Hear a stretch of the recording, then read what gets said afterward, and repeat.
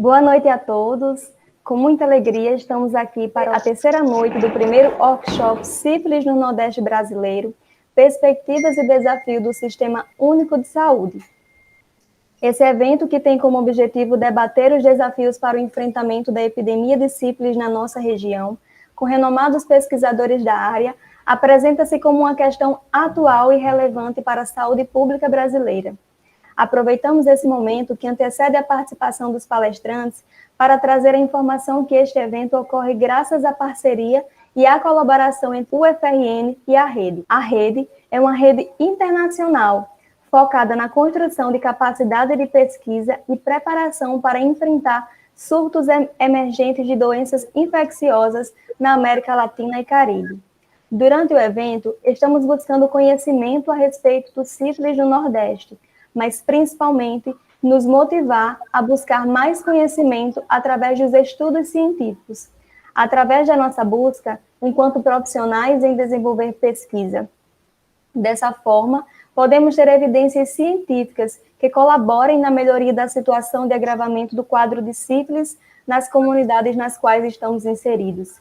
E aproveitando, gostaríamos de registrar a presença da professora e pesquisadora Luísa Lourenço, representante da rede no Brasil. Hoje, receberemos o professor Richardson Augusto Rosende da Silva, doutor em Ciência da Saúde, professor associado do curso de graduação em enfermagem, do programa de pós-graduação em enfermagem e programa de pós-graduação em saúde coletiva, da UFRN, pesquisador do projeto Sífilis Não, e a mestre Dianina Moraes de Lima, mestre em enfermagem pelo programa de pós-graduação em enfermagem da UFRN. Eles irão conversar conosco sobre o panorama da sífilis congênita no estado do Rio Grande do Norte. Gostaríamos de agradecer ao professor Richardson e à Dianine por aceitarem o nosso convite em participar desse evento, contribuindo com todo esse conhecimento e expertise. Aos participantes do evento, fiquem à vontade para interagir no nosso chat e compartilhar suas experiências e também perguntas. Ao final, abriremos o espaço para os nossos convidados respondê-las. Professor Richardson e professora Dianine, sejam bem-vindos e fiquem à vontade em nosso espaço virtual. Olá, pessoal, boa noite. Me chamo Dianine Moraes de Lima Raimundo. Nessa noite de hoje, eu gostaria de agradecer ao convite dos organizadores do workshop e ao professor Richardson, que foi meu orientador durante a minha dissertação. Aqui, inicialmente, eu vou apresentar o panorama da sífilis congênita no estado do Rio Grande do Norte, durante os anos de 2008 a 2018, que foi o resultado da minha pesquisa de dissertação de mestrado no Departamento de Enfermagem da UFRN, no campus de Natal. Então, eu já vou passar para os objetivos da pesquisa, né? A gente já sabe, a sífilis, né, é uma infecção sexualmente transmissível, né, que tem estado em alerta, considerada até mesmo epidemia em todo o mundo. E o objetivo dessa minha pesquisa de dissertação foi realizar uma análise espacial e tendência temporal dos casos notificados de sífilis congênita no Rio Grande do Norte. Durante essa pesquisa, a gente conseguiu descrever o perfil sociodemográfico e clínico das crianças com sífilis congênita no Rio Grande do Norte. Identificamos as correlações espaciais das regiões de saúde quanto à sífilis congênita e também estimamos a incidência de sífilis congênita entre os anos de 2019 a 2025 também nas regiões de saúde do estado. Como nós estudamos uma população, então nosso estudo se caracterizou como um estudo ecológico. Realizamos algumas técnicas de análise espacial, como o índice de Mohan global, Mohan local, em todo o estado do Rio Grande do Norte. A nossa população foram os casos notificados entre janeiro de 2008 a dezembro de 2018, no nosso estado. Então, só para a gente entender um pouquinho como o nosso estado do Rio Grande do Norte se divide, ele se divide em 8 regiões de saúde, de acordo com os contratos interfederativos já postos na legislação vigente, e e cada uma dessas regiões de saúde, eles têm um município sede. O município de Natal, que é a capital do estado, está localizado na 7ª região de saúde, também chamada de região metropolitana, e se a gente perceber, é a região que tem a menor quantidade de municípios, mas lá na frente a gente vai perceber que é a região que mais se destacou em número de casos de sífilis congênita que foram notificados. Então, como resultados da nossa pesquisa, nós conseguimos identificar 526.937 casos de sífilis congênita, 526.937 nascidos vivos no período estudado, sendo 3.550 casos de sífilis congênita. A gente pode associar a esse alto número de notificações devido ao desabastecimento da penicilina que o mundo e o Brasil, né, sofreu entre os anos de 2014 e 2016, principalmente. Essa medicação é a principal medicação para a prevenção e para o tratamento da sífilis, conseguindo chegar a uma prevenção da transmissão vertical em até 98% dos casos, quando a mãe, né, quando a gestante faz o tratamento corretamente. Então, quanto ao perfil epidemiológico e clínico, 80% dos casos de sífilis estiveram presentes na zona urbana e apenas 14% na zona rural. Quanto ao sexo, 50% dos casos das crianças eram do sexo feminino e 47% eram do sexo masculino. Em relação à faixa etária das crianças notificadas, 96,1% das crianças ainda tinham 1 mês de vida, e em relação à raça, 53,9% eram de raça parda e 28% de raça branca.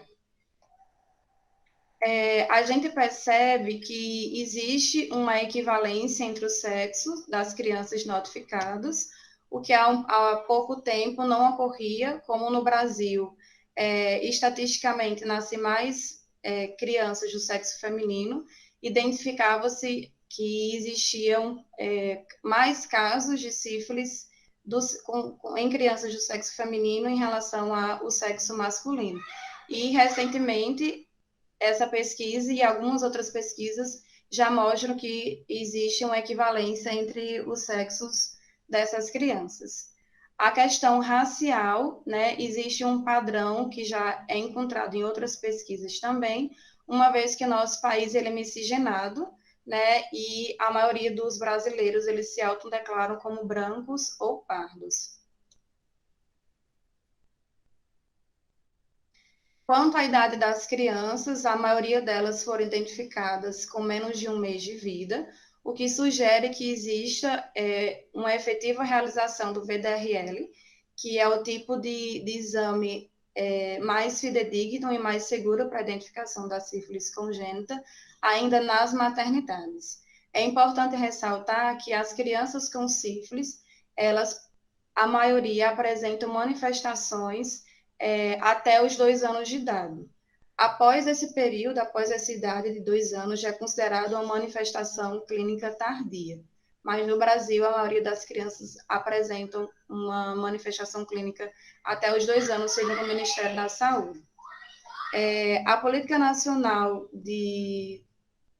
da Atenção Integral à Saúde da Criança traz que a transmissão vertical da sífilis ainda é um grande desafio, uma vez que existe uma dificuldade na qualificação dos profissionais de saúde para que tenham uma agilidade nesse diagnóstico e no tratamento no tempo oportuno, tanto da gestante quanto do parceiro, que vai viabilizar a interrupção da cadeia de transmissão da sífilis vertical. Quanto aos dados clínicos, os testes não treponêmicos no sangue foram reagentes em 69,9% das crianças, e os testes treponêmicos resultaram em 15,5% de reagentes. O teste não treponêmico foi o teste também mais realizado, conforme a gente identificou na pesquisa. A gente precisa compreender que o teste rápido, que é o teste treponêmico, quando ele for utilizado e quando obtiver um resultado reagente, é necessário que se realize uma amostra de sangue venoso, né, que a partir do teste não treponêmico, para confirmar o caso de sífilis. O teste rápido, né, que é o teste treponêmico, ele tem algumas características que diferenciam do teste não treponêmico. É um teste apenas qualitativo, que vai resultar em positivo ou negativo, reagente ou não reagente, que vai identificar se aquele indivíduo tem a sífilis ou não. O teste não treponêmico é um teste qualitativo, mas também um teste quantitativo. Então, a gente vai conseguir entender como é que está a titulação, né, da sífilis no organismo daquele indivíduo, para conseguir prescrever e administrar o tratamento oportuno. Não existe uma dose fixa para todos os casos de sífilis. Precisa se entender como que está a quantidade do vírus no organismo para poder conseguir fazer um tratamento oportuno. Portanto, é um tratamento totalmente individualizado. Quando as alterações radiológicas, a sífilis, ela é uma infecção sistêmica, então ela atinge também a questão óssea, principalmente nas crianças. Por isso, a importância da realização de raio-x. Foram realizados 2.005 raio-x nas crianças pesquisadas, onde 3% delas tinham algum tipo de alteração óssea. Em contrapartida, 1.551 exames de raio-x não foram realizados, num total de 43,6% das crianças. Então, a gente percebe que existe uma lacuna aí quanto ao segmento do tratamento e à elucidação do diagnóstico efetivo. Em relação ao tratamento, 64% das crianças receberam algum tipo de tratamento, como a gente pode ver na lateral direita do strip chart, sobre o tipo de tratamento, em laranja, identificado com a bolinha laranja, a penicilina G cristalina, entre as doses de 100.000 a 150.000 unidades, foi a dose mais utilizada.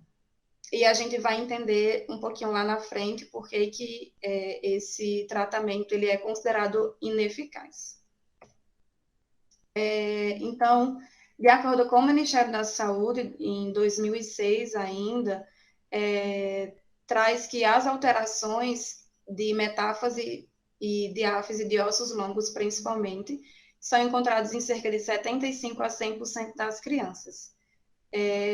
O que mostra que, no nosso estado, ainda existe um déficit da realização de raio-x em crianças notificadas com sífilis congênita. A gente precisa ressaltar que, embora a utilização das alterações radiológicas de forma individualizada, ainda é um critério pouco utilizado, que tem uma pouca sensibilidade quanto ao diagnóstico. Mas lembrando, como eu falei, uma vez que a gente utiliza esse exame de forma singularizada, somente o exame. A gente precisa ter o exame de imagem e também precisa ter o exame de sangue para confirmar a sífilis na criança, e o exame de imagem seria um exame complementar. Apesar disso, o Ministério da Saúde justifica que é necessário que realize esta avaliação, justamente porque cerca de 75% das crianças têm algum tipo de alteração óssea oriundo da sífilis congênita. Sobre o tipo de tratamento, ele é considerado inadequado porque o Ministério da Saúde sugere que, para os casos de sífilis congênita, seja utilizada uma dose de penicilina cristalina de 50.000 unidades por quilodose. Então, quando a gente olha nesse resultado anterior, que a dose mais utilizada foi de 100.000 a 150.000 unidades de penicilina cristalina, a gente percebe que crianças que tinham entre 1 quilo e 2 quilos, elas receberam o tratamento adequado. mas crianças que tinham 3 quilos, 4 quilos, tinham um tratamento, sugere-se que essas crianças receberam um tratamento inadequado.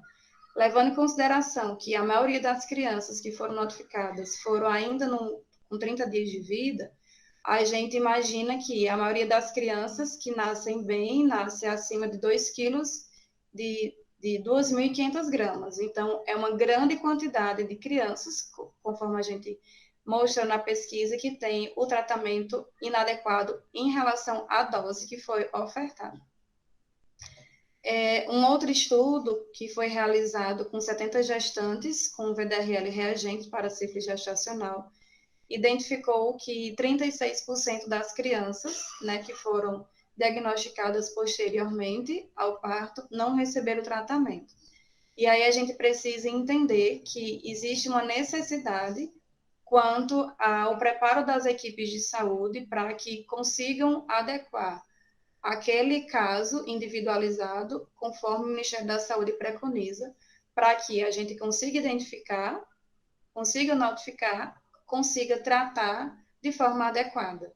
A gente percebe nessa pesquisa que as notificações aconteceram de forma efetiva, a identificação dos casos também, mas o tratamento ainda está muito defasado, conforme o Ministério da Saúde.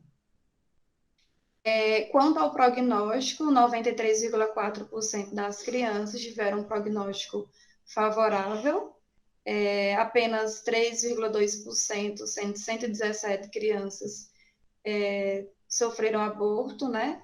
E natimortos ou tiveram óbito relacionado à sífilis congênita após o nascimento.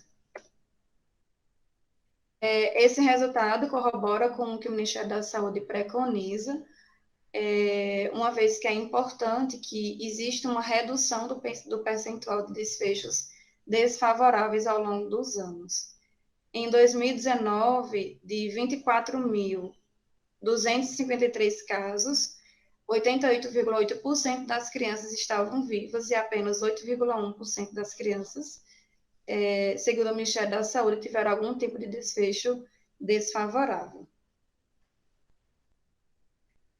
Aqui a gente traz os resultados da análise descritiva da pesquisa, onde a gente trouxe as 3 regiões de saúde que apresentaram maiores incidências de sífilis congênita. Então, a 7ª região de saúde, onde tem esse block spot maior, que, como vocês podem ver, que é onde fica na sede da capital, Natal, tiveram 2.127 casos de 2008 a 2018, tendo uma média móvel de 11,48 casos por mil nascidos vivos. Em seguida, a 3ª região de saúde, e em terceiro lugar, a 1ª região de saúde. A gente vai mostrar um pouquinho aqui na frente, pronto, que se a gente comparar esse gráfico, é o gráfico que o Ministério da Saúde traz do Boletim Epidemiológico 2020, referente aos casos de 2019. Nessa linha tracejada em vermelho, a gente tem a média nacional de casos de sífilis congênita, que foi de 8,2 casos também por mil nascidos vivos. O estado do Rio Grande do Norte, que é o 5º estado da esquerda para a direita, a gente tem em laranja a capital, Natal, muito acima da taxa nacional, e em azul o estado do Rio Grande do Norte, que, embora esteja menor do que a capital Natal, mas ainda apresenta uma taxa muito acima em relação à taxa nacional. Então, de fato, a gente precisa desenvolver estratégias para minimizar essa taxa que está muito elevada em relação a outros estados e até mesmo em relação à taxa nacional, o que é bem preocupante. Segundo o Soares 2020, existe uma categorização em relação às incidências de sífilis, e aí a gente categorizou a 1ª, 3ª e 7ª regiões de saúde com altíssimas incidências, a 2ª, 5ª e 8ª região classificadas com altas incidências, e a 4ª e a 6ª região de saúde classificadas com incidências intermediárias, ou seja, nenhuma região de saúde esteve classificada com baixas incidências ou próximo da incidência que é preconizada pela Organização Mundial da Saúde, que é de 8,5 casos por mil nascidos vivos. Então, a gente precisa considerar realmente estratégias de prevenção em relação à sífilis gestacional, em relação à sífilis adquirida, em relação à sífilis congênita, não só no estado, mas também no nosso país todo. Alguns fatores podem estar relacionados a essas altas incidências no estado.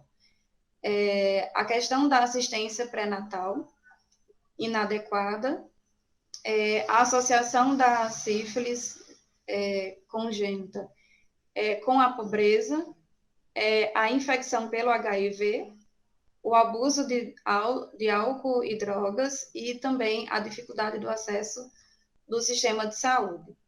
Então, a gente precisa melhorar a qualificação dos profissionais, mas a gente também precisa fomentar acesso ao sistema de saúde de forma mais adequada também no nosso estado. É importante ressaltar que o diagnóstico, o tratamento e o acompanhamento de segmento, eles podem ser feitos na estratégia de saúde da família.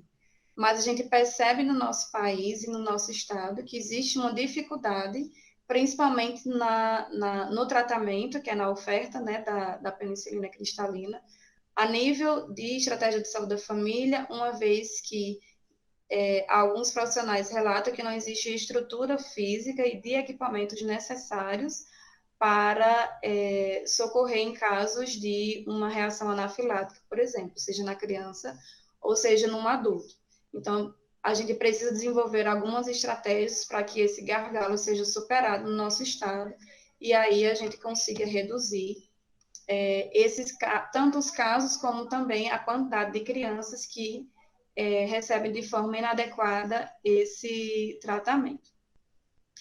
Chegando na parte específica da análise espacial, eu trouxe aqui apenas alguns resultados. Quem quiser ter acesso à dissertação, ela já está no repositório de dissertações da UFRN, tem toda a metodologia que a gente estudou, com todos os tipos de análises que a gente realizou nesse estudo. Aqui eu trouxe só mais alguns que eram de mais fácil entendimento, até mesmo visual.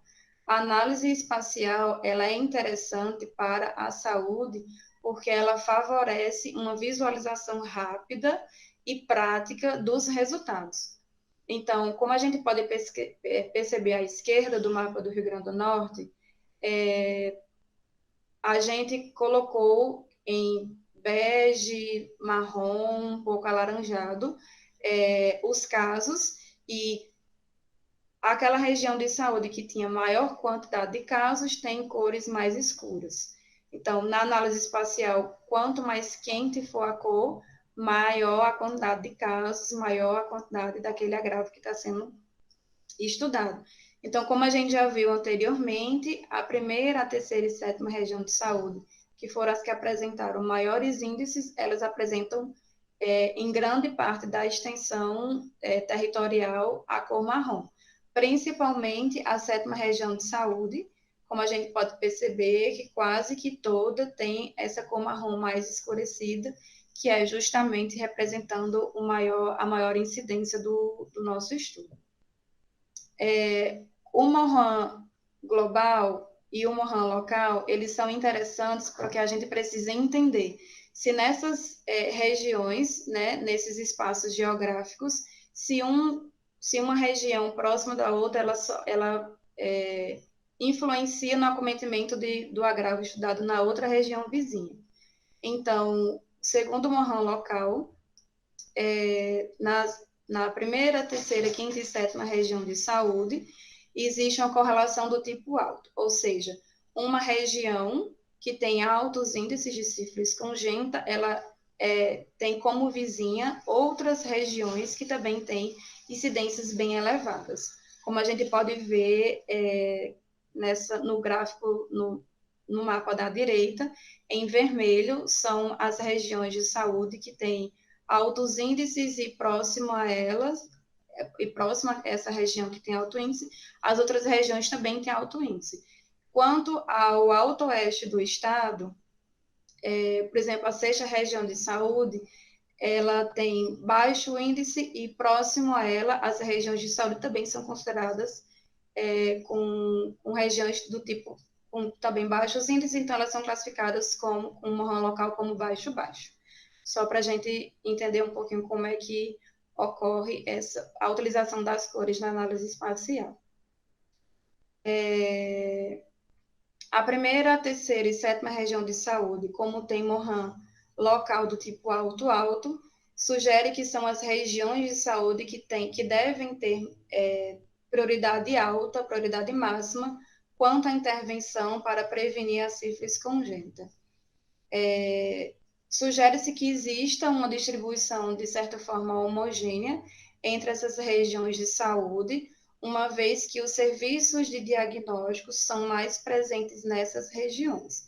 Então, embora as outras regiões de saúde, principalmente no alto oeste do estado, tenham tido uma RAM local do tipo baixo-baixo, a gente questiona se não existe uma subnotificação nessas regiões de saúde.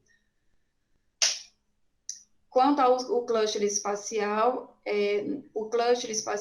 ele procura identificar se existe aglomerados de casos. Então, na nossa pesquisa, esse cluster espacial que está em vermelho no mapa à esquerda, ele se faz presente entre a terceira, quinta e sétima regiões de saúde. E à direita, com cores em azul, a gente tem os resultados de análise de scan. Essa análise, ela calcula o risco daquela região, né, no caso, daquela região de saúde, de acometimento de sífilis congênita. Então, a primeira, terceira, quinta e sétima regiões de saúde apresentam um risco de 1,6 a 2,6 mais vezes de desenvolver sífilis. Sífilis congênita, no caso, né? A densidade populacional que existe nessas 4 regiões de saúde pode estar relacionada à maior quantidade de casos e também essa autocorrelação, né, do tipo alto-alto, o que corrobora com os resultados dessa pesquisa. Essa densidade populacional, ela pode estar diretamente relacionada à maior velocidade de disseminação de casos dentro daquele espaço geográfico. Aqui, a gente traz a análise de joint point, que é como, de forma linear, como esses casos, esses índices, eles se apresentaram, né? Então, eles se apresentam de forma linear e sempre crescente, né? De 2008 a 2018. Não existiu um período que houve uma queda significativa a ponto da linha não subir e sim descer. Embora existam alguns pontos que, por exemplo, em 2013, houve uma quantidade de casos menor do que em 2012, conforme a gente pode identificar nessas bolinhas. Mas, em relação ao todo, a gente percebe que é uma linha que sempre está crescente. Isso pode estar relacionado com alguns fatores, com algumas melhorias que, principalmente nas unidades básicas de saúde, como o aumento da cobertura de testagem no estado, o desenvolvimento de projetos como o projeto Sífilis Não, e também a melhoria do sistema de vigilância no nosso estado, do Rio Grande do Norte. Mas, como já citei anteriormente, ainda existe uma certa resistência quanto à administração da penicilina nas unidades básicas de saúde. Ainda também a gente consegue identificar que existe um número insuficiente de consultas pré-natais e também a questão do tratamento do parceiro ainda é muito fragilizada, não só no nosso estado, mas como no Brasil todo. Aqui a gente trouxe esse gráfico com as médias móveis do estudo, e em azul é a previsão conforme a gente tinha sugerido no início de 2019 a 2025. Então, nessa linha em preto, a gente vê a série original ano a ano dessa região de saúde, que é a primeira região de saúde, né? Em vermelho, a mesma série, só que a cada 4 anos. Então, a gente percebe que existiu alguns anos com maiores índices, outros anos com menores índices, mas enquanto a previsão de 2019 a 2025, a gente prevê que existam índices ainda elevados e que não tenha tanta queda como aconteceu nos anos anteriores. Na terceira região de saúde, que foi a segunda região de saúde de maior incidência no estado, a gente também tem uma previsão até o ano de 2025 de altas incidências e ela é mais linear em relação à primeira região de saúde.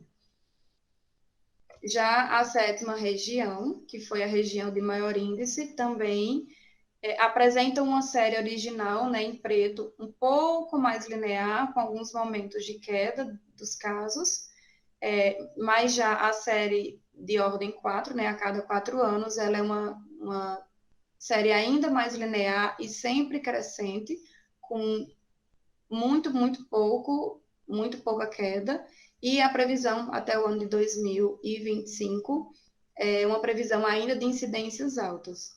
A gente ainda não tem os dados do Boletim Epidemiológico do Ministério da Saúde do ano de 2020, que deve ser publicado até outubro desse ano, até sobre o ano de 2020, que deve ser publicado até outubro desse ano, 2021, mas se a gente já verificar o boletim, que é o gráfico do boletim de 2019, a gente já percebe que o estado realmente já apresentou, né, incidências bem altas, inclusive acima da taxa nacional, que foi de 8,2%. O Rio Grande do Norte, em 2019, apresentou uma taxa de 13,2%, de 3,2 casos por mil nascidos vivos. Então, a estimativa é que essa tendência ainda cresça um pouco mais, mas a gente quis trazer essa previsão justamente para que a gente possa sentar, possa discutir estratégias e intervir em estratégias eficazes para que essa previsão não ocorra, né? Por isso que a gente usa a estatística quando a gente pesquisa em saúde, para a gente conseguir se planejar, para que a gente consiga entender o agravo e conseguir planejar estratégias eficazes para o futuro da população.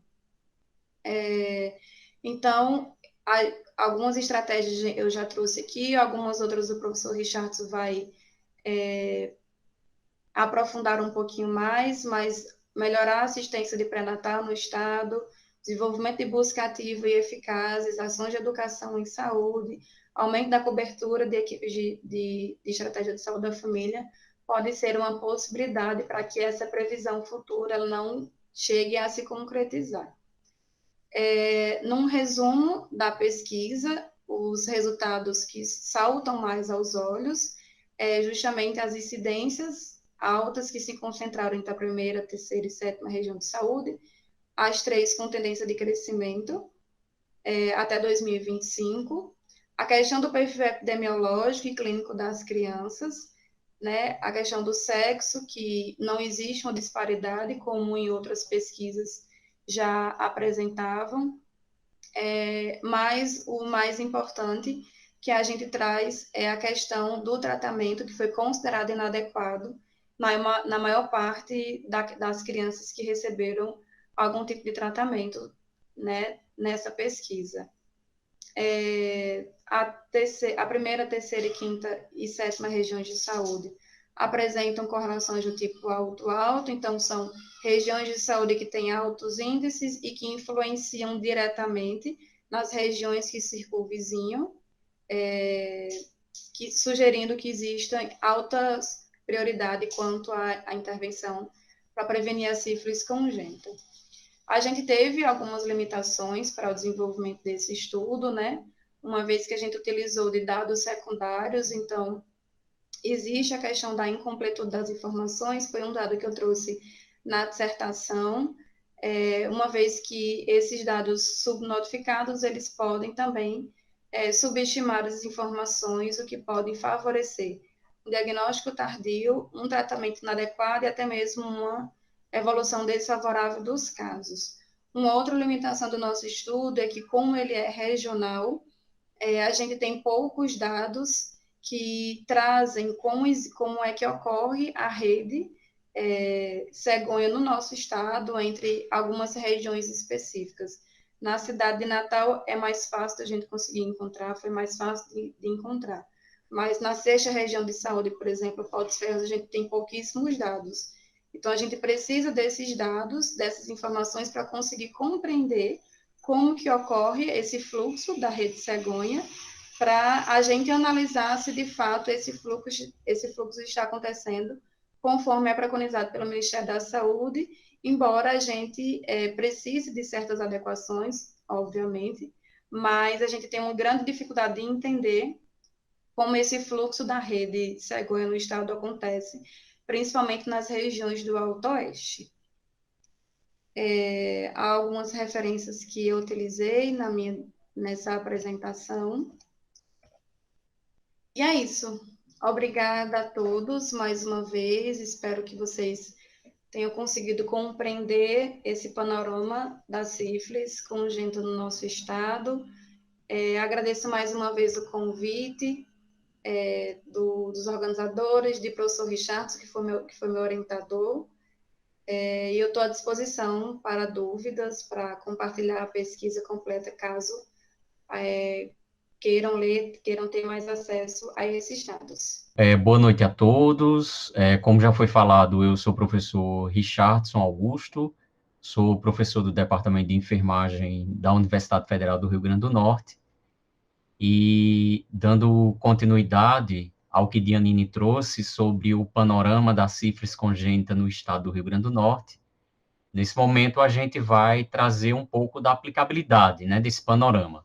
Nós traçamos esse panorama e aí, diante disso, nós elencamos algumas estratégias para o enfrentamento da sífilis congênita, né? Então, quando a gente fala no enfrentamento da sífilis congênita, é importante a gente pensar em como está organizada a rede de atenção à saúde para a prevenção da transmissão vertical da sífilis, né? E quando a gente fala em sífilis, a gente aproveita também para prevenir a transmissão vertical das hepatites, do HIV. Então, eu costumo sempre a dizer que a prevenção, o diagnóstico e o tratamento da sífilis, ela deve ser priorizada na atenção básica, né? Então, essa prevenção, esse diagnóstico, esse cuidado, ele deve ser priorizado na atenção primária à saúde. Então, é importante que a gente tenha uma rede bem desenhada, bem descrita, né? E é importante que os profissionais de saúde que atuam naquele município, eles tenham conhecimento de como está distribuída e organizada essa rede de atenção à saúde. Então, pensando nisso, para que realmente a gente consiga esse controle da sífilis congênita, é importante que a gente tenha, atrelada a essa rede, as unidades de atenção básica em saúde, né, fortalecida com profissionais capacitados e com a disponibilidade de uma rede de insumos, disponibilidade de testagem para sífilis, disponibilidade da penicilina, que é a forma mais eficaz para o tratamento da sífilis, né? E, inclusive, a administração da penicilina na rede de atenção básica.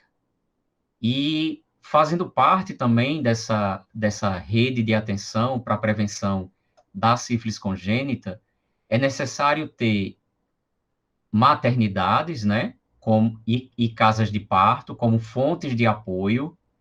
Então, para também serem locais para o diagnóstico precoce, da sífilis, para a identificação daquela gestante que ela se reinfectou, aquela gestante que não foi tratada corretamente no pré-natal, para o diagnóstico do recém-nascido com sífilis congênita, seu tratamento e seu respectivo encaminhamento para a rede especializada. E aí, dessa forma, temos que ter também todo um serviço especializado, né, para o acompanhamento, seja dessa mulher que desenvolveu um caso de sífilis terciária, seja do seu companheiro que desenvolveu uma sífilis terciária, seja a criança que ela deve ser também acompanhada, não só na rede básica de saúde, mas também nesse serviço especializado. E atrelado a isso, temos que ter uma rede fortalecida de laboratórios, né? Então, é importante que, além do teste rápido para sífilis, que deve ser oferecido e disponibilizado nas unidades básicas de saúde, tenhamos também uma cobertura ampla de unidades laboratoriais que ofereçam a realização do VDRL para o acompanhamento, né, dessa gestante e do seu companheiro com sífilis. E, além disso, um serviço de vigilância em saúde fortalecido. Então, é importante também atuar fortalecendo a vigilância epidemiológica para o controle da sífilis a nível municipal. E aí a gente divide essas estratégias em alguns eixos, né? E a gente começa pelo eixo da atenção básica. Então, a primeira ação dentro desse eixo da atenção básica seria desenvolver estratégias para a garantia do acesso ao pré-natal precoce, né? A gente ainda enfrenta essa dificuldade e a gente ainda observa na prática gestantes que iniciam o pré-natal no segundo ou terceiro trimestre, né, de forma tardia, que não completam o mínimo de consultas no pré-natal. E, sem dúvida, né, tanto o que Dianine acabou de falar, como que os estudos mostram, a literatura mostra, que sem um pré-natal fortalecido, sem um pré-natal com profissionais de saúde qualificados, onde a gente consiga realmente acompanhar essa gestante e promover a realização do diagnóstico precoce sorológico da sífilis, será impossível o controle dessa sífilis congênita. Então, a garantia também do acesso ao tratamento, né, e segmento de 100% das gestantes diagnosticadas com sífilis durante o pré-natal deve ser uma prioridade de cada município de saúde, de cada profissional de saúde. Então, é importante desenvolver essa busca ativa de gestantes, né, que faltaram a consulta de pré-natal, que ainda não iniciaram o pré-natal, para que a gente consiga, de fato, fazer essa testagem, fazer esse diagnóstico precoce e o tratamento de 100%, não só dessas gestantes, mas também dos seus parceiros, né, dos seus companheiros. A gente observa na prática ainda um número grande de gestantes que se reinfectam, né? Então, a gente detecta no primeiro trimestre de gestação a gestante com sífilis, é prescrito o tratamento, ela faz o tratamento, mas muitas vezes o profissional esquece ou não consegue atrair esse companheiro, atrair esse parceiro para uma consulta, para um acolhimento, para um aconselhamento, e ele muitas vezes acaba não realizando o tratamento, né? Ou realiza o tratamento de forma incorreta. E aí essa gestante ela acaba se reinfectando. Então, por isso é muito importante a solicitação do VDRL para observar se durante o período gestacional ocorreu realmente uma redução dessa titulação, né? E comprovando assim a efetividade do tratamento e a cura dessa gestante. Além disso, é importantíssimo desenvolver estratégias de atendimento às populações-chave, né? Que são as populações vulneráveis, prioritária, como principalmente profissionais do sexo, pessoas em situação de rua, pessoas em situação de uso de drogas. Então, é importante também abordar, acolher e fazer a busca ativa daquela gestante que também se encontra em situação de rua, né? Trazer essa gestante para o pré-natal e, se não conseguir, levar o consultório na rua para uma abordagem, para um acolhimento, para um cuidado diferenciado dessa gestante em situação de rua. E disponibilizar o preservativo masculino e também feminino em 100% das unidades básicas de saúde. Então, além de disponibilizar, utilizar estratégias, seja estratégias educativas, né, para também mobilizar essas gestantes, essas usuárias e os usuários à utilização do preservativo no intuito de prevenir uma sífilis gestacional e evitar, como consequência, a sífilis congênita.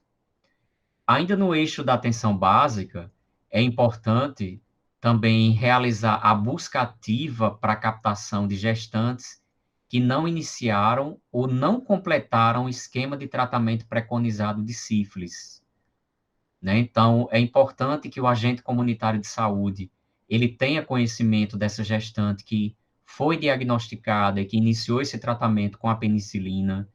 É importante fazer um monitoramento, é importante fazer uma busca ativa, uma visita domiciliar, registrar isso em prontuário, registrar isso na caderneta da gestante e realmente desenvolver essa busca ativa, essa captação. Além disso, é importantíssimo garantir que a penicilina benzatina ela seja administrada em 100% das unidades básicas de saúde. Então, nós acreditamos, né, que realmente esse controle da sífilis congênita, que é o que preconiza a Organização Pan-Americana de Saúde, ele realmente só vai ocorrer quando, de fato, a atenção primária, ela disponibilizar não só a prescrição da penicilina, mas também a administração na própria UBS dessa penicilina benzatina. A gente observa muito na prática que os profissionais prescrevem, né, corretamente, essa gestante é encaminhada para um serviço de referência para a realização da administração da penicilina, seja uma maternidade, seja um centro clínico, seja um serviço especializado, e muitas vezes ela se perde no meio do caminho, né? Ocorrem entraves, ocorre dificuldades, seja por problemas de dificuldade de acesso, problema de dificuldade financeiro, até chegar nessa maternidade. Então, é importante que a própria UBS, e isso a gente já tem constatado, né, através de alguns workshops que a gente tem participado, que vários municípios, eles já oferecem essa administração da penicilina benzatina em 100% das unidades básicas de saúde. E, sem dúvida, a gente observa uma redução nos casos de sífilis congênita nesses municípios que já implantaram essa administração na rede básica de saúde. E quando a gente está falando de oferecer o teste rápido para a sífilis, a gente deve também oferecer, aproveitar, né, e oferecer também a testagem para o HIV, para a hepatite B, para a hepatite C, né, aproveitando essa vinda dessa gestante à unidade básica de saúde. E é importante que essa testagem rápida, ela seja oferecida todos os dias na unidade básica de saúde, né, para que realmente não tenha uma demanda reprimida e dessa forma, conseguindo realizar o diagnóstico precoce da sífilis. Além disso, a garantia do acesso, né, do companheiro dessa gestante ao UBS para o aconselhamento, para o acolhimento e a oferta da testagem rápida para a sífilis e também para o seu tratamento, né? E, além disso, definir ações para articulação voltadas para ações no âmbito da saúde do homem. Então, a gente fala nisso, estabelecer parcerias com fábricas, com comércio, né? oferecer de forma itinerante essa testagem, seja no comércio, seja na indústria. Então, isso é muito importante, né? Criar essas estratégias extramuros da unidade básica de saúde para trazer esse homem até o serviço de saúde. A gente sabe que, quando a gente estuda políticas de saúde, a gente vê que sempre esteve atrelado à mulher a questão do cuidado, né? Do cuidado da família, do cuidado dos filhos, e é ela realmente que vem à unidade de saúde, é ela que vem ao serviço de saúde. E muitas vezes esse companheiro, ele não vem ao serviço, ele não comparece, né? Então, a gente tem realmente que, se ele não vem à unidade, temos que ir atrás. Além disso, garantir o acompanhamento na atenção básica do recém-nascido exposto à sífilis, né? E o seu encaminhamento para atenção especializada. Então, mesmo essa criança que foi diagnosticada na maternidade com sífilis congênita ou foi identificado que ela foi exposta, esse acompanhamento ele não deve só se resumir à atenção especializada, mas esse acompanhamento ele também deve ser feito a nível da atenção primária à saúde. Quando a gente fala no eixo atenção especializada, né, a gente destaca a garantia do segmento referenciado por um período mínimo de 2 anos, do recém-nascido e crianças com diagnóstico de sífilis congênita, seja nas clínicas especializadas, né? E aí com cardiologistas, otorrinolaringologistas, neurologistas, oftalmologistas, por exemplo.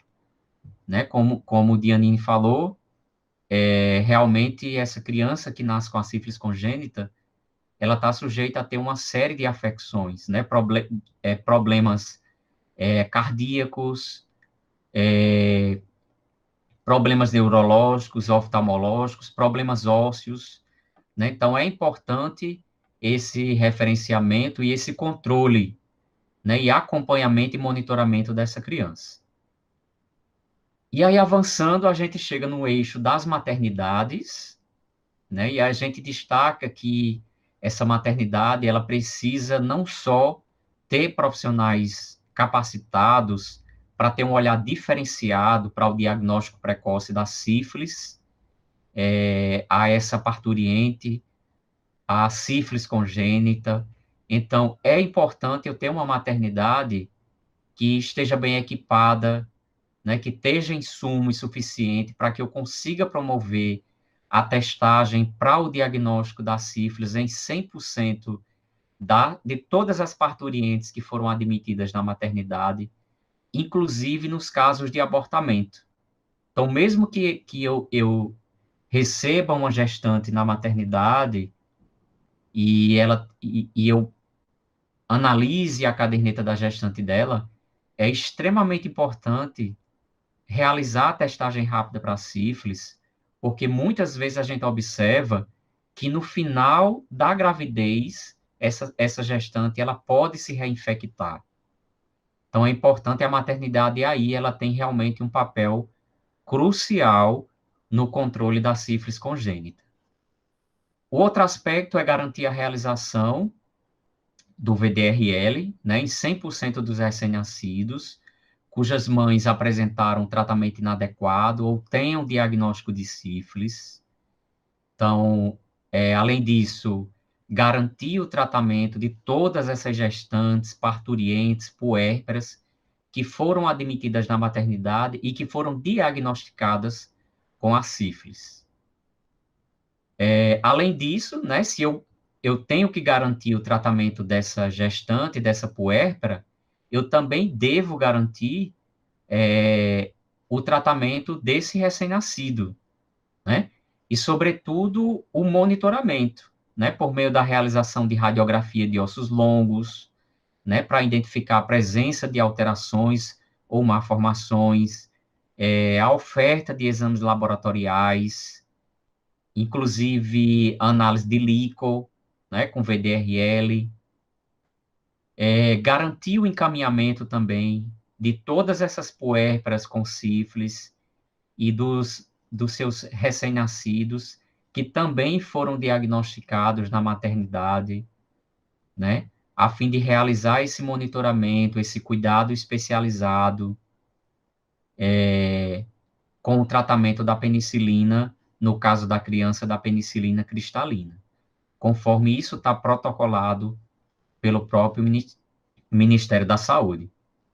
E garantir também, aproveitar, né, a maternidade como um ambiente para que você faça prevenção e educação em saúde e garanta também a disponibilização de preservativos, né? Então, muitas vezes na maternidade pode ser uma porta de entrada para a distribuição de preservativos, né? Para enfatizar a prevenção utilizando os preservativos. Também temos o eixo da vigilância em saúde, né? E quando a gente fala na vigilância em saúde, é importante a gente fortalecer, né, os sistemas de informação em saúde, e aí é importante garantir a notificação de 100% dos casos de sífilis na gestação e também de sífilis congênita, logo no momento do diagnóstico, organizar esse fluxo de notificação em todas as unidades de saúde, né, a nível municipal, realizar revisão e análise das fichas de notificação do SINAM, no âmbito da vigilância epidemiológica, para garantir, de fato, a disponibilização de informações de qualidade. Né? A gente ainda observa o preenchimento incorreto e, muitas vezes, a falta de informações, né, no preenchimento dessas fichas. Então, é importante eu ter uma vigilância qualificada para que eu possa, sem dúvida, planejar ações de saúde e programar ações eficazes no controle da sífilis congênita. E garantir a disponibilização de informes epidemiológicos periódicos, né? Então, não adianta só eu ter boletins epidemiológicos, mas é importante também que esses boletins epidemiológicos, análise de situações de saúde, análises epidemiológicas da sífilis no município, elas sejam disponibilizadas e discutidas com os profissionais de saúde. E, por fim, estabelecer rotinas que permitam a análise de bancos de dados de sistemas de informação, como o SINAM, né? Então, é importante trabalhar com os profissionais de saúde uma análise de situação de saúde daquele município, daquela região, daquela área, aonde ele tem uma responsabilização, né, da sua área de cobertura. O eixo gestão, né, também ele é um eixo extremamente importante quando a gente fala de estratégias para o enfrentamento da sífilis. Então, nós precisamos também de gestores atuantes e realmente interessados no controle e no enfrentamento da sífilis congênita. Então, a elaboração de planos operativos municipais e estaduais, né, para o enfrentamento da sífilis congênita, eles são de extrema importância, e lembrando que eles devem ser pactuados, né, na comissão intergestores bipartite. Esse gestor também, ele tem que prever e prover a questão dos insumos, então a disponibilização dos insumos mínimos necessários, seja para o diagnóstico, seja para o tratamento, seja para o segmento da sífilis, né, como a disponibilização da penicilina, como a disponibilização do teste rápido, né, do VDRL, de parcerias com laboratórios, de parcerias com serviços de referência. Então, são extremamente importantes como estratégias da gestão para o controle da sífilis congênita. Além da articulação, né, de áreas técnicas que possam garantir a efetividade dessa implantação do plano de enfrentamento da sífilis congênita. Então, se o município não tem um plano de enfrentamento de sífilis gestacional, de sífilis congênita, torna-se muito incipiente, muito difícil realmente conseguir o controle da sífilis congênita a nível municipal. Nós vimos aí que Dianine apresentou um aumento da incidência em diversas regiões, né, de saúde aqui do estado do Rio Grande do Norte. Então, a gestão, ela se faz extremamente importante dentro desses eixos, né, sobretudo na elaboração desses planos municipais de saúde para o enfrentamento da sífilis congênita. E aí eu ressalto a importância de que esse planejamento, essa elaboração desse plano, ela deve ser, de fato, realizada com os profissionais de saúde. Então, é importante envolver os profissionais que estão no dia a dia, na atenção primária à saúde, os profissionais que compõem também a rede de atenção à saúde do município, seja na média, seja na alta complexidade, né? Seja na assistência, seja na gestão. Então, é extremamente importante envolver a vigilância, né? Também envolver outras entidades na elaboração desse plano de enfrentamento municipal.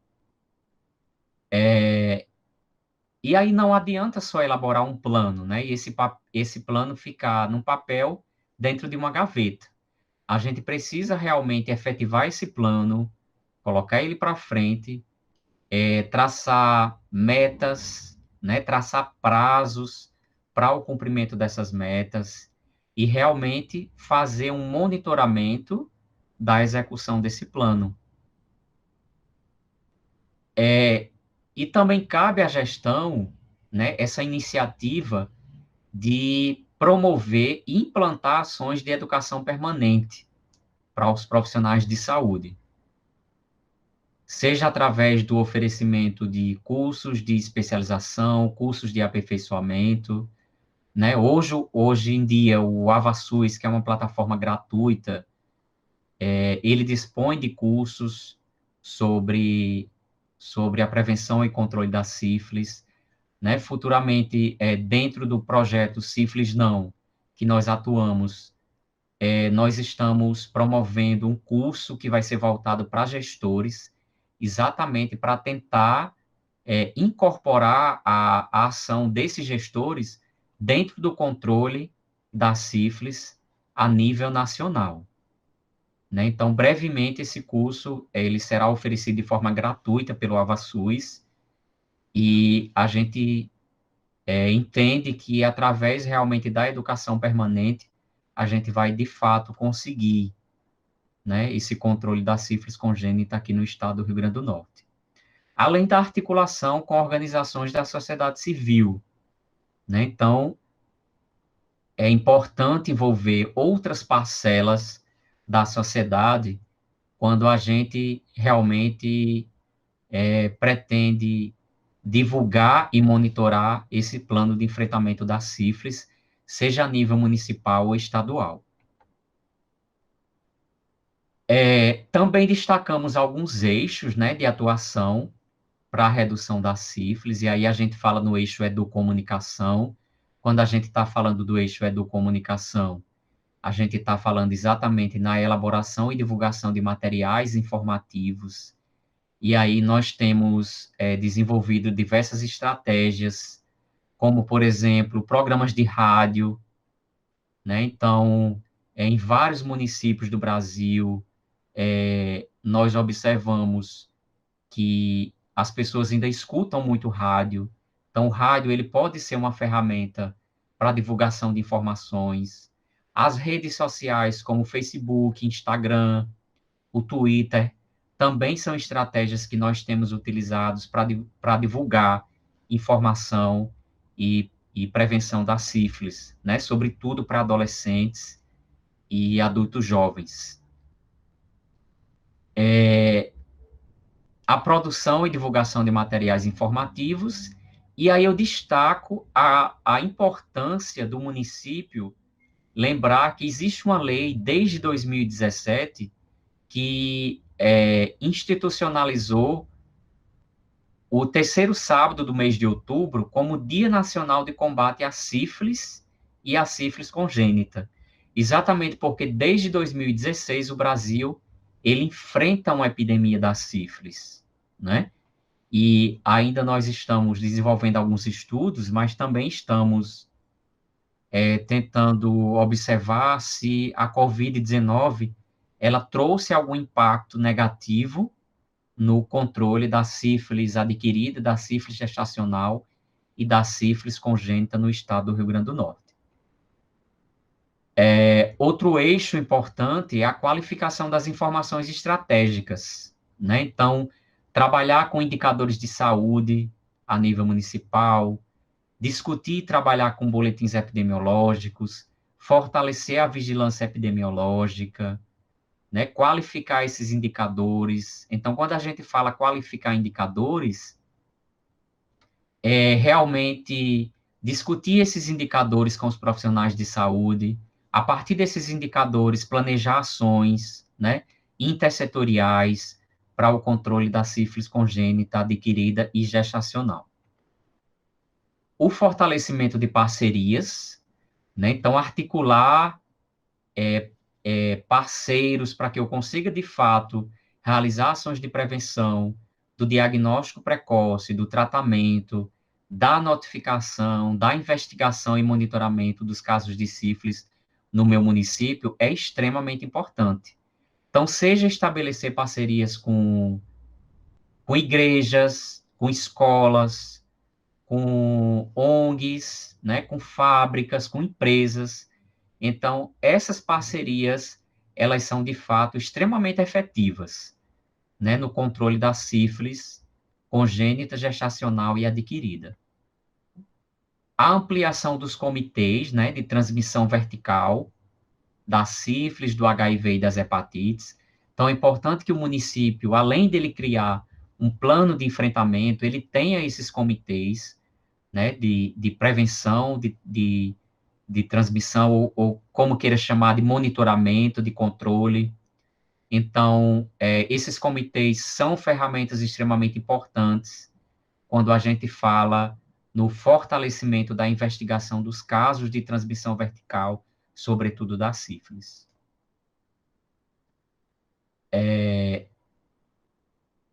Outro eixo importante também é a resposta rápida à sífilis, né, nas redes de atenção à saúde. E aí a gente destaca a questão do cuidado integral, então aumentar a cobertura do diagnóstico da sífilis, né, seja oferecendo por demanda espontânea o teste rápido para a sífilis nas unidades de saúde, ou disponibilizando de forma itinerante esse teste rápido, também são estratégias importantíssimas para a realização desse cuidado integral. E aumentar a cobertura do tratamento também da sífilis.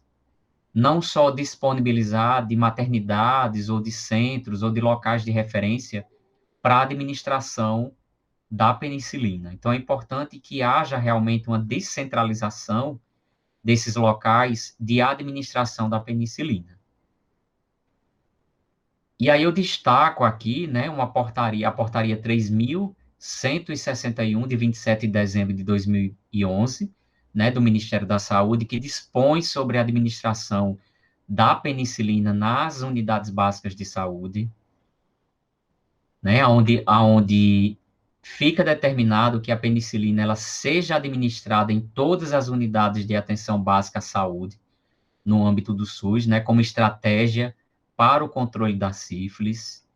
E aí eu ainda destaco uma nota técnica do Conselho Federal de Enfermagem, né, de 2017, aonde o próprio Conselho Federal de Enfermagem, ele relata que a penicilina pode ser administrada por profissionais de enfermagem, né, no âmbito das unidades básicas de saúde, de forma que o próprio profissional de enfermagem realmente ele está assegurado tanto pela portaria do Ministério da Saúde, como pela própria nota técnica do Conselho Federal de Enfermagem. E aí a gente conclui, né, destacando aqui alguns manuais do Ministério, como o PCDT, né, o Protocolo Clínico e Diretrizes Terapêuticas para a Prevenção da Transmissão Vertical do HIV, sífilis e hepatites virais, né, que todo profissional de saúde, ele realmente deve conhecer esse protocolo clínico, e também a agenda de ações estratégicas para a redução da sífilis no Brasil. Então, são duas referências extremamente importantes que todo profissional de saúde, todo gestor municipal deveria conhecer, né? Para ajudar também nesse controle da sífilis congênita, seja a nível do estado do Rio Grande do Norte, seja a nível municipal ou a nível do Brasil. Aqui a gente traz algumas referências, e aí nós agradecemos, né, mais uma vez o convite da participação nesse workshop, e nesse momento me disponibilizo ao debate, a responder perguntas, e agradeço mais uma vez a comissão organizadora desse workshop pelo convite. Muito obrigado.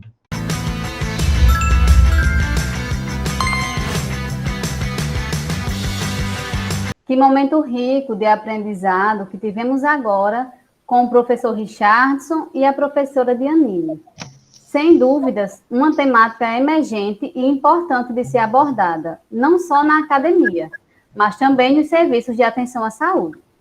Então, teremos agora algumas perguntas de nossos participantes que foram feitas no chat, começando por Luísa Lourenço, que fala: parabéns pela apresentação, Dianine.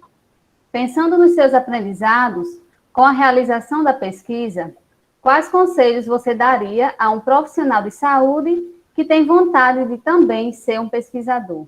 Obrigada pela pergunta, Luísa. É bem interessante, porque, para mim, já é intrínseco a um profissional de saúde a questão da pesquisa. A gente não necessariamente precisa estar dentro de uma universidade para a gente desenvolver pesquisa, para a gente desenvolver ciência. Dentro das unidades básicas de saúde, dentro dos hospitais, na formulação de protocolos assistenciais, a partir da educação continuada dentro do nosso ambiente de trabalho, a gente está fazendo pesquisa. E tudo pode virar resultado, né, de experiências práticas. Sendo bem específica, né, para a área da academia, se você tem interesse em fazer mestrado, se você tem interesse em fazer doutorado, existe um caminhozinho para percorrer, né, mas eu aconselho a procurar alguns editais de mestrado e doutorado das universidades. Você pode tentar fazer mestrado e doutorado em qualquer universidade do mundo que você desejar, desde que você esteja dentro de um certo perfil, que você atenda algumas exigências das universidades. Tem universidades que a gente precisa comprovar extensão, monitoria durante ainda a graduação. Algumas outras universidades, elas focam um pouco mais na publicação de artigos, participação de congressos, a experiência na assistência e na docência já tem sido contabilizada em alguns editais que eu já pude ver. Quando eu entrei no mestrado também já contava, tanto a experiência na assistência quanto a experiência na docência. Você precisa só ter um período mínimo de participação, e aí varia de edital para edital, de universidade para universidade.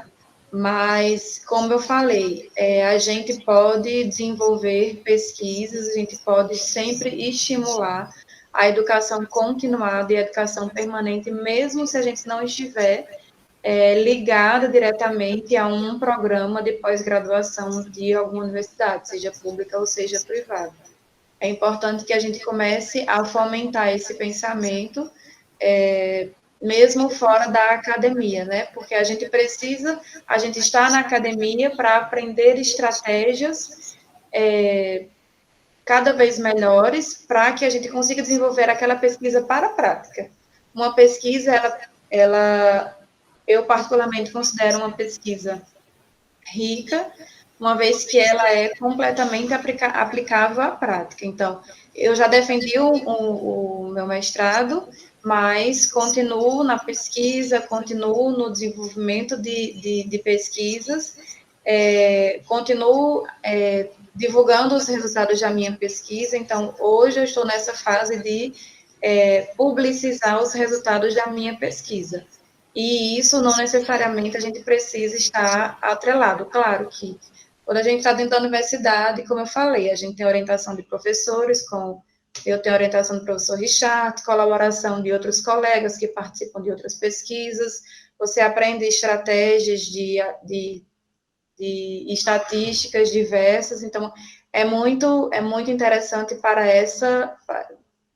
tendo essa visão, tendo esse olhar.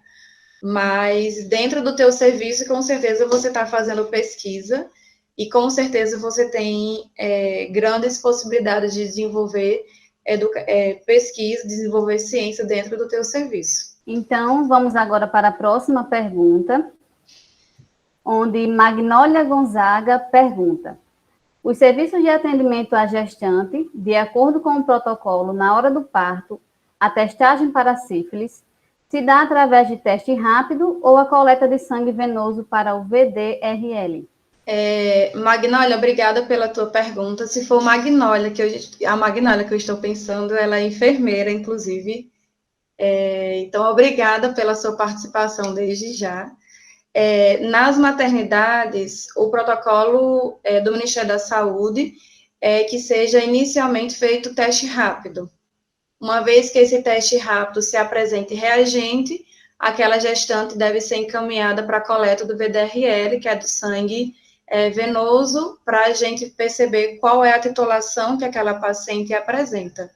Mas, inicialmente, do teste rápido. Já na atenção primária à saúde, existe o protocolo da coleta do VDRL em alguns períodos, em alguns momentos da gravidez, né? Mas na maternidade é feito primeiro os testes rápidos.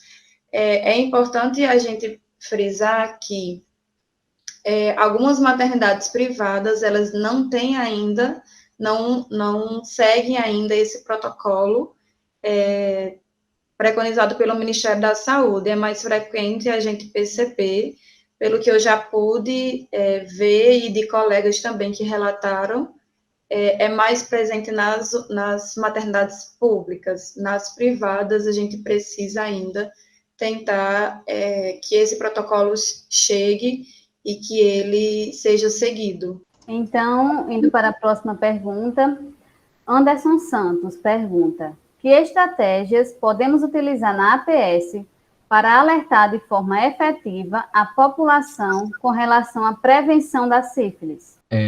Anderson, nós agradecemos, né, também sua pergunta, e realmente é uma pergunta extremamente relevante, né, para esse debate, quando a gente sabe que para a gente prevenir a sífilis, né, a gente de fato tem que começar isso pela atenção básica, né? Então, como estratégias para alertar a população que estamos vivenciando uma epidemia de sífilis no Brasil, é importante, sem dúvida, a questão da educação em saúde, né? Então, desenvolver grupos com adolescentes, grupos com homens, grupos com mulheres, né? Trabalhar a questão da produção de material educativo, distribuir nas unidades, distribuir o preservativo, né? Utilizar estratégias, como eu falei, programas de rádio, utilizar redes sociais, né? Estamos vivendo num momento onde nunca se utilizou tanto as redes sociais para o ensino e para a educação em saúde, né? Então, o Instagram, que é uma rede social que é utilizada principalmente por adolescentes, a gente tem visto como uma estratégia fantástica para você difundir e divulgar informações de prevenção, né? O YouTube, iniciativas como essa que a gente está vendo do workshop, o estabelecimento de parcerias, fazer, por exemplo, além da testagem rápida, itinerante, aonde você vai em determinadas comunidades, né? além de levar o teste rápido, além de levar os preservativos, você também trazer questões de prevenção, como prevenir a sífilis, né? Então, a base de tudo realmente é a educação em saúde. Se você não desenvolve ações educacionais com adolescentes, com gestantes, com mulheres, né, com homens, você realmente não vai conseguir de forma efetiva mostrar à população que ela precisa se prevenir contra a sífilis, né, que não é uma doença invisível, que ela está aí, né? Dianine mostrou uma incidência altíssima de sífilis congênita, isso é muito preocupante, porque isso é um indicador negativo da qualidade da atenção à saúde. Se eu tenho crianças expostas a sífilis, se eu tenho crianças nascendo com sífilis, significa que a prevenção que deveria ser feita, seja a nível da atenção primária à saúde, seja no pré-natal, ela não está acontecendo. Então, a gente precisa identificar novas estratégias para que sejam enfermeiros, sejam médicos, sejam outros profissionais de saúde, realmente consigam conscientizar a população que ela precisa se prevenir contra a sífilis, né? Aquela ideia de grupo de risco, ela não existe mais, a gente não trabalha mais com grupo de risco. Qualquer pessoa que tem vida sexual ativa, ela está suscetível a adquirir uma IST, né, e também passar para outras pessoas uma ou mais ISTs.